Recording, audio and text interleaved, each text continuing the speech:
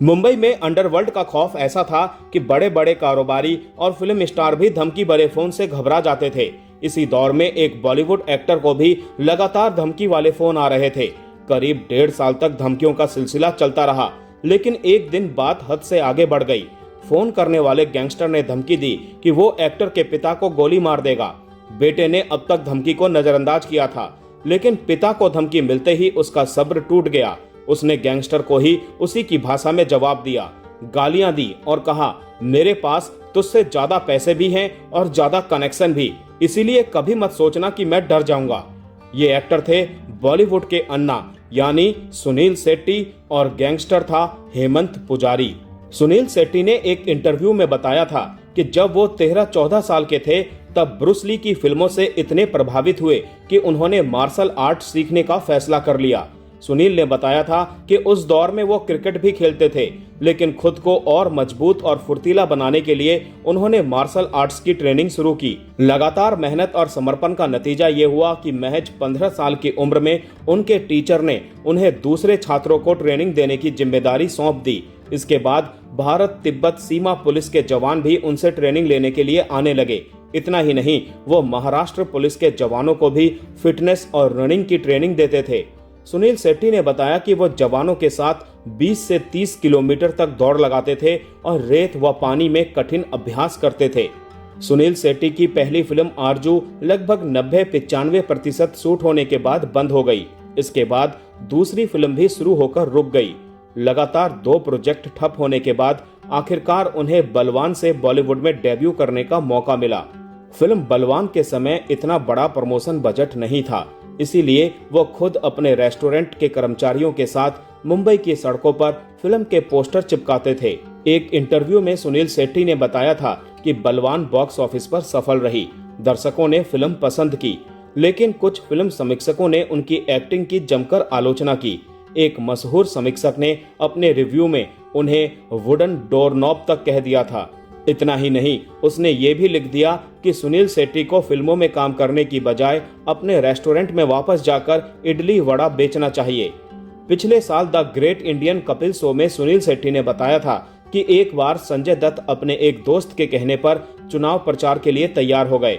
हालांकि मजेदार बात यह थी कि जिस नेता के लिए वो प्रचार करने जा रहे थे वो विपक्षी पार्टी से था और वो उनके पिता सुनील दत्त के खिलाफ चुनाव लड़ रहा था। इस पर संजय दत्त ने मुस्कुराते हुए सफाई दी थी कि मैं भूल गया था। सुनील शेट्टी ने आगे बताया था कि बाद में संजय की जगह उन्हें प्रचार के लिए भेजा गया। जब ये बात सुनील दत्त को पता चली तो उन्होंने सुनील शेट्टी को घर बुलाकर कहा, बेटा, मैं आपकी दोस्ती समझता हूँ, लेकिन मेरे बारे में भी सोचना चाहिए था।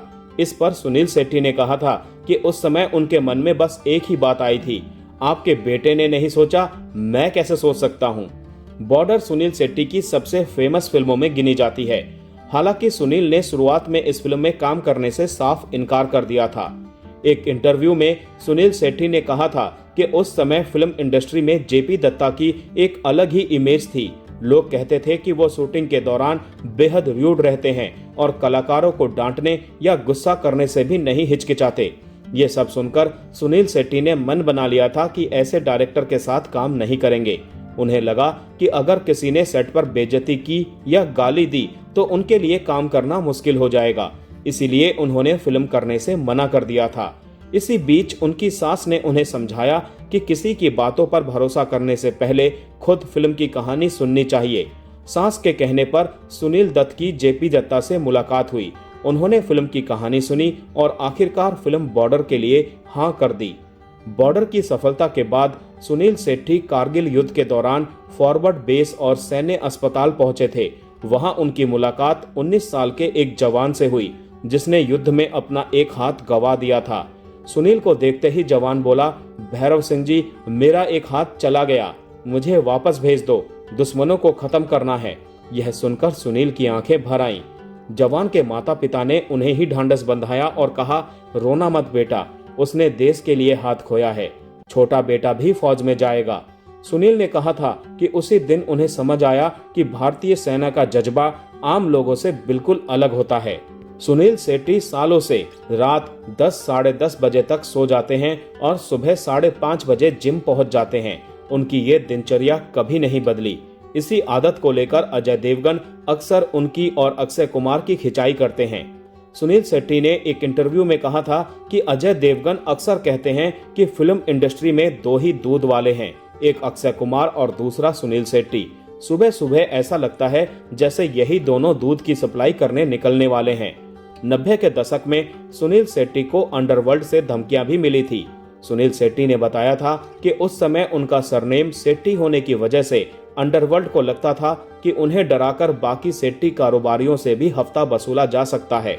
गैंगस्टर हेमंत पुजारी और उसके लोग लगातार उनके घर, ऑफिस और मैनेजर के पास फोन कर करके धमकियां दे रहे थे।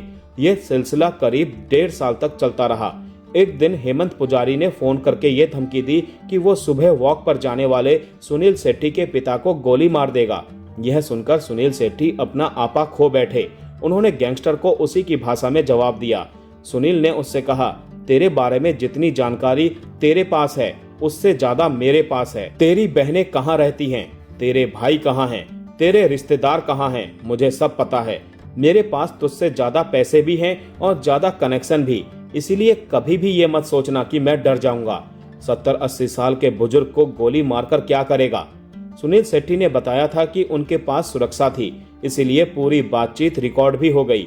जब मुंबई पुलिस ने रिकॉर्डिंग सुनी तो उन्होंने सुनील को समझाया कि ऐसे गैंगस्टरों से बहस करना खतरनाक हो सकता है। पुलिस ने कहा कि ये लोग कभी कभी नशे या गुस्से में रहते हैं और सिर्फ एक आदेश पर किसी पर भी हमला कर सकते हैं। हालांकि सुनील शेट्टी का कहना था कि वो 1.5 साल से चुप थे, लेकिन जब बात उनके पिता तक पहुंची तो वो खामोश नहीं रह सके।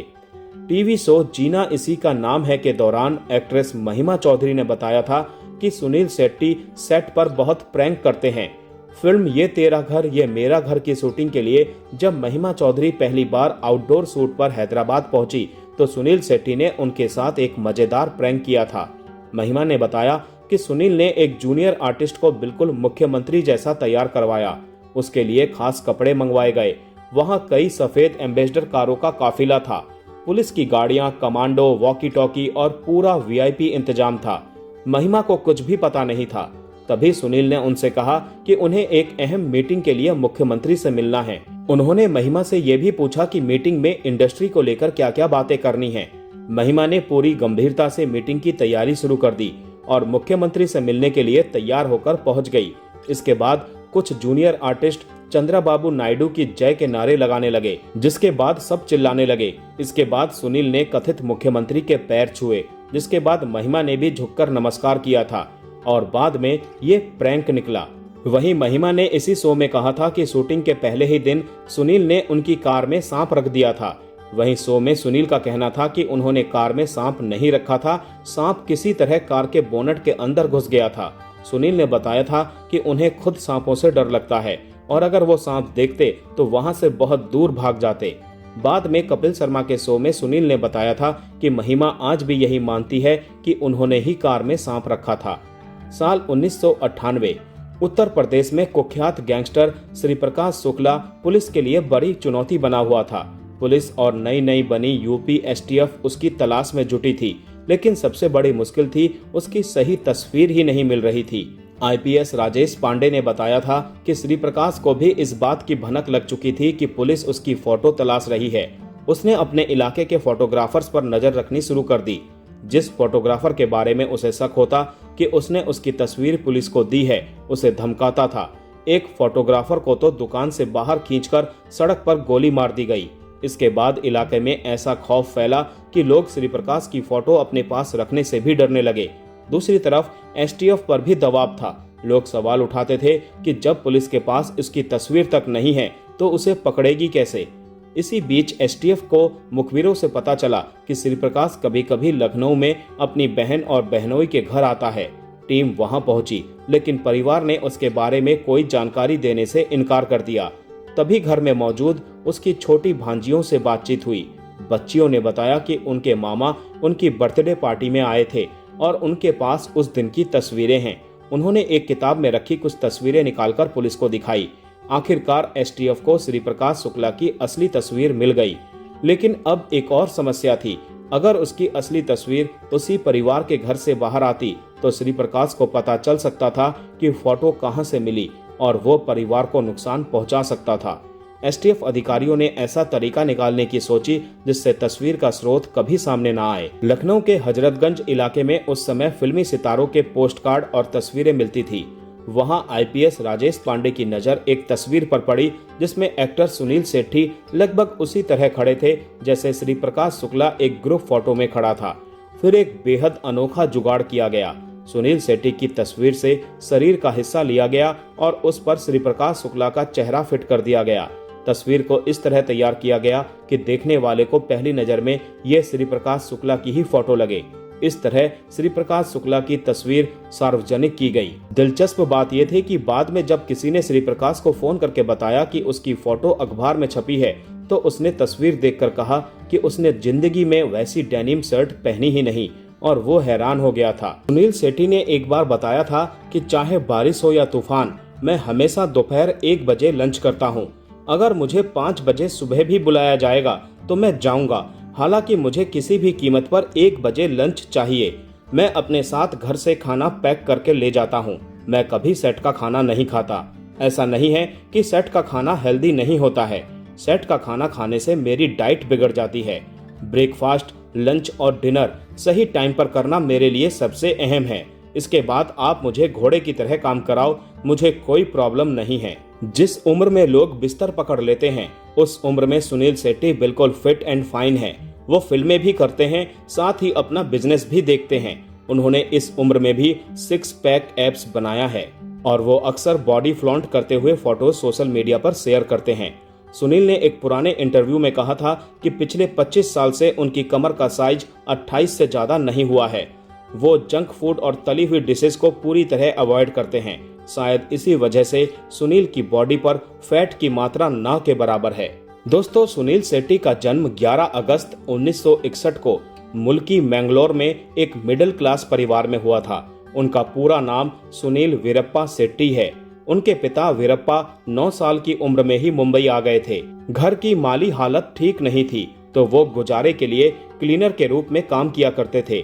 काम छोटा था लेकिन उन्हें कभी भी इस चीज से शर्मिंदगी नहीं हुई। हाल ही में इस घटना को याद करते हुए सुनील शेट्टी ने कहा था कि पापा मेरे हीरो थे।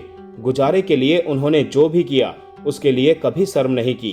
ताज्जुब की बात है कि जिन इमारतों में उन्होंने एक क्लीनर के तौर पर काम किया वो एक दिन वहां मैनेजर बन गए और फिर सभी इमारतों के मालिक भी बन गए।